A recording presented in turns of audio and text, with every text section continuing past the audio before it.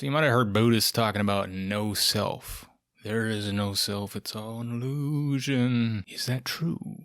This shirt is an illusion, but am I an illusion? Well, Shinzen Young, the great scientist monk, let's do that again. You ever hear the joke about there's no self? No, there was no one there to tell it.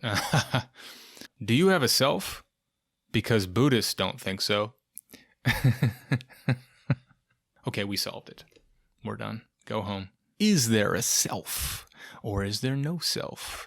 The Buddhists like to think that there isn't one, but you're walking around pretty feeling yourself, aren't you? You feel like you're me. I mean, not me, but you're you, right? So, which is it? Is there a self? Is there no self? You could spend the rest of your life trying to figure out the answer to that question.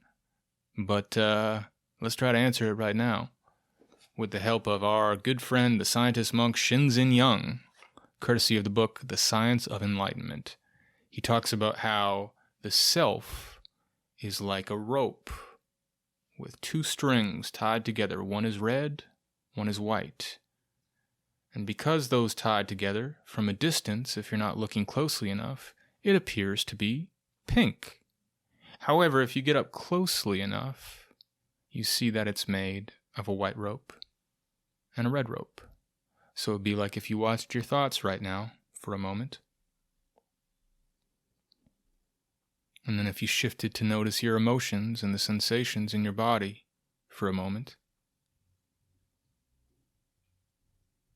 it's like you're isolating those ropes and you're zooming close enough to see the activity of the self, what he calls the activity of the self. The self is an activity.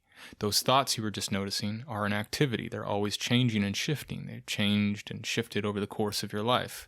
There is no fixed self, no thing that you can point to and touch. There is no pink rope. Those emotions that you're feeling, they're always changing. They give you an illusion of a sense of self, but they're an activity. They're a free-flowing activity. You are very much alive. You are very much a constantly happening activity. But because we don't look closely enough, with enough clarity, concentration, and equanimity, as he says in the book, we don't notice. It feels like a thingness. Those ropes congeal together into the pink rope and give the illusion of a fixed thing, a sense of self. And this answers the question, why are the biggest spiritual leaders often the most alive and vibrant people, like he says in the book? It's because they're tapped into that feeling of their self being a constant activity that allows you to be fully alive, as opposed to the fear that if you start to realize that there is no self in the traditional sense, which is just a confusing, semantically confusing way of putting it, that you'll become like a Zen zombie.